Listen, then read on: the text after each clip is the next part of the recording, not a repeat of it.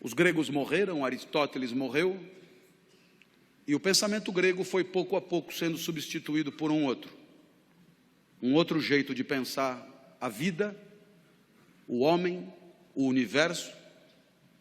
E esse outro jeito também tinha um grande líder, um grande mestre espiritual, chamado Jesus. Jesus nasceu em Nazaré, 350 anos depois de Aristóteles. Aristóteles, você sabe, era grego, estudou na academia de Platão. Jesus era judeu e se formou no judaísmo. Aristóteles tornou-se um subversivo na academia.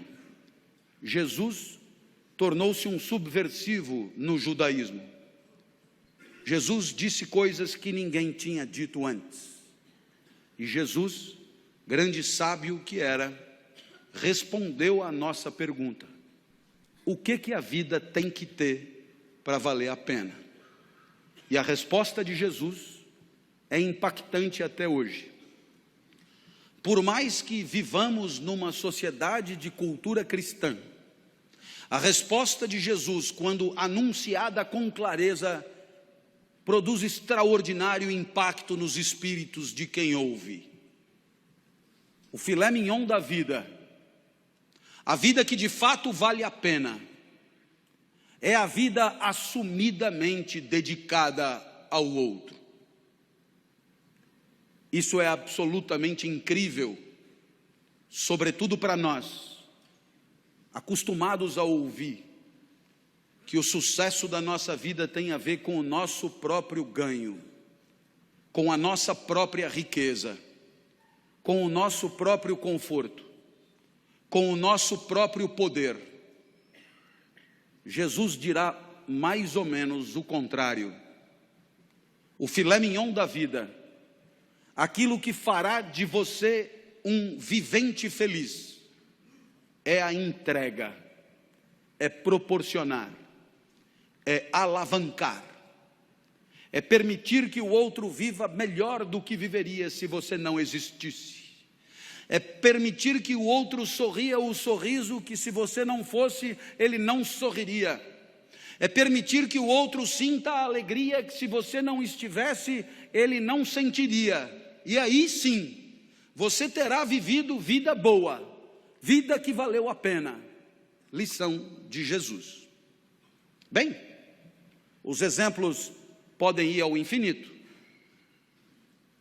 Basta que alguém que você ame fique doente, para que você gaste num único cheque tudo que tinha guardado para si.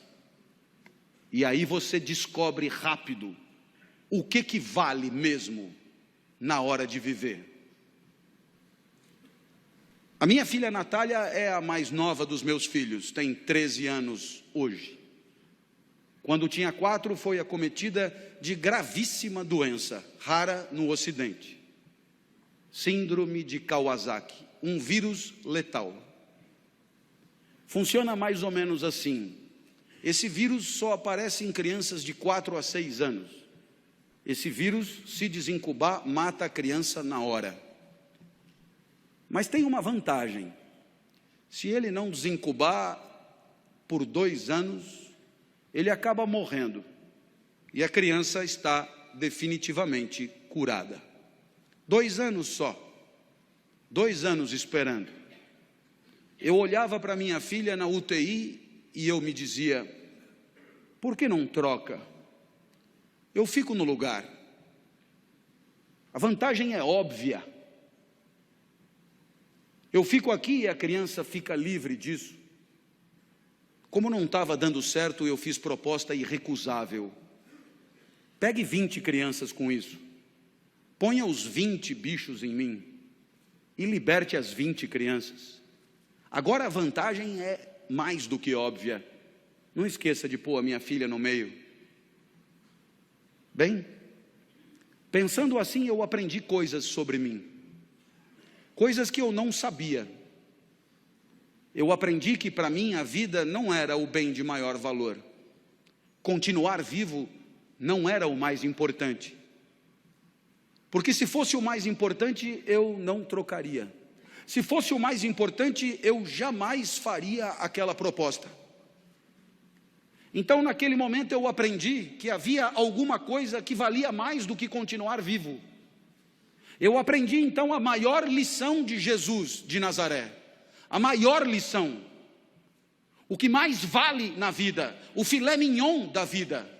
Eu aprendi que o amor vale mais do que a própria vida. Por isso propunha a troca.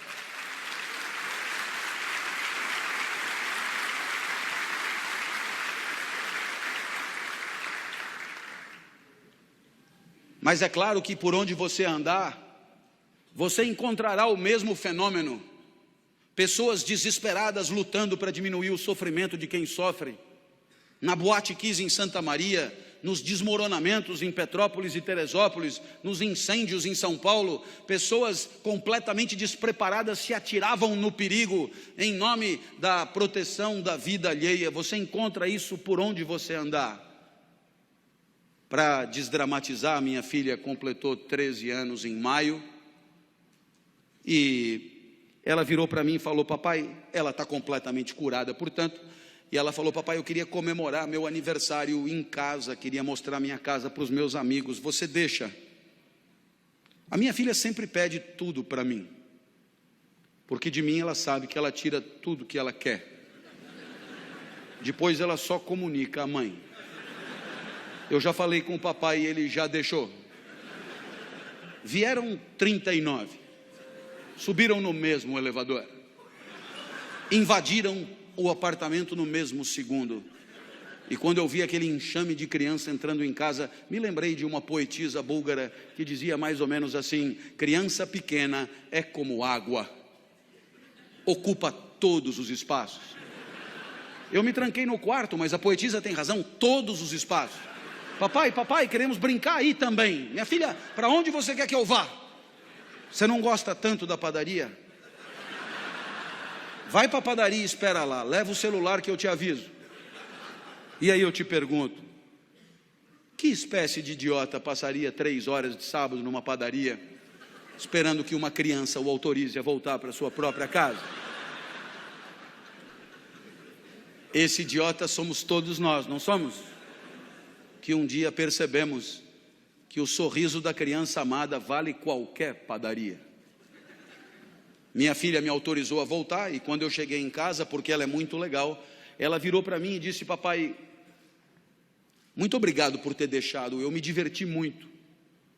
Eu sou emotivo, rapidamente as lágrimas brotam, e ela continuou então inapelável: eu queria te dizer mais uma coisa, eu adoro ser sua filha. Nossa, eu para ouvir aquilo passaria uma semana na padaria.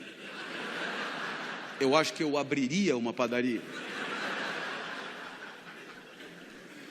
Nesse momento você poderia imaginar que o exemplo de Jesus encontra abrigo em situações de afetos familiares, e você poderia imaginar que aqui é trabalho, evento profissional, competidores à flor da pele, com sangue no olho e faca nos dentes.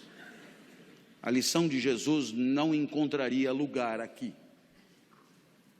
Eu tendo a discordar. Há 30 anos, como professor universitário, me perguntam por que escolhi essa profissão. E eu costumo brincar dizendo que Jesus explica. Porque se a vida boa é a vida dedicada aos outros, se o filé mignon da vida é a vida onde cada joule e cada caloria é destinada a alegrar quem está na frente, se a vida boa é a vida em que o outro e o seu desabrochar são o maior valor, admita que a minha profissão é imbatível.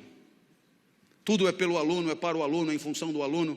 É o aluno que aprende, é o aluno que se forma, é o aluno que se capacita, é o aluno que se prepara, é o aluno que se posiciona no mercado, é o aluno que volta para você depois que está trabalhando para continuar estudando. Tudo é por ele, cada aula preparada, cada livro escrito, cada ensinamento dado é para que ele possa pensar melhor e viver melhor. Nada volta, nem salário tem. É evidente que é pelo aluno. Mas eu falo do professor a título de exemplo. Todas as demais profissões podem ser assim. Quando o médico volta para casa à tarde e às 4 da manhã é acordado, ao se levantar, ele talvez ganhe mais do que o professor, mas não é por causa disso que ele levanta. Nem ele, nem o dentista, nem o advogado, nem o psicólogo, nem ninguém. E aí eu costumo dizer, disse até uma vez num evento de mídia que depois na internet atravessou o país, que trabalhar é quebrar o galho de alguém. Trabalhar é quebrar o galho de alguém com conhecimento de causa. Trabalhar é quebrar o galho de alguém com formação. Trabalhar é quebrar o galho de alguém com método, com expertise, com protocolo. Mas trabalhar é, antes de tudo, quebrar o galho de alguém. Feliz daquele que consegue enxergar na alegria do outro o resultado das suas ações, do seu investimento, da sua dedicação e do seu empenho. E é evidente que alguém como você, que trabalha com um valor maior de felicidade, que é a segurança, é evidente que alguém como você tem claro no seu espírito, que se você se empenha por progredir, por ampliar seus negócios, por servir ao maior número de pessoas, muito antes do que pensar no próprio enriquecimento, muito antes de pensar no próprio acúmulo de recursos, muito antes de pensar na própria fatia de mercado, muito antes de pensar em si, você sabe o quão bem você faz às pessoas que bateram à sua porta. Você sabe o quanto as pessoas confiaram em você para bater à sua porta. Você sabe o quanto as pessoas que não dominam o setor como você domina, confiaram em você para entregar a você a segurança daqueles que ela mais ama, seu maior tesouro, seu bem mais precioso. E você enxerga isso, entende a responsabilidade que é a sua, e sabe que a tua maior responsabilidade não está na simples ampliação dos teus negócios, mas está na proteção daqueles que acreditaram em você, na proteção daqueles que em situação de não defesa, de situação de insegurança, vieram bater a porta e confiaram nos serviços que oferecem. Portanto, você entende que só isso dará a você a dimensão do sentido do trabalho, o sorriso do outro, muitos outros, mas muitos outros, famílias inteiras, enorme quantidade de gente que sorri um pouco mais, por se sentir um pouco mais seguro. Aí está o sentido do seu trabalho. O resto é tabela, números, gráficos, de frieza impiedosa, e que pouco ou nada justificariam o seu empenho extra, a sua dedicação extra, porque é exatamente olhando no olho daqueles que confiam em você, que você se sente importante, e não contribuindo com números frios e porcentagens que nelas mesmas nada querem dizer.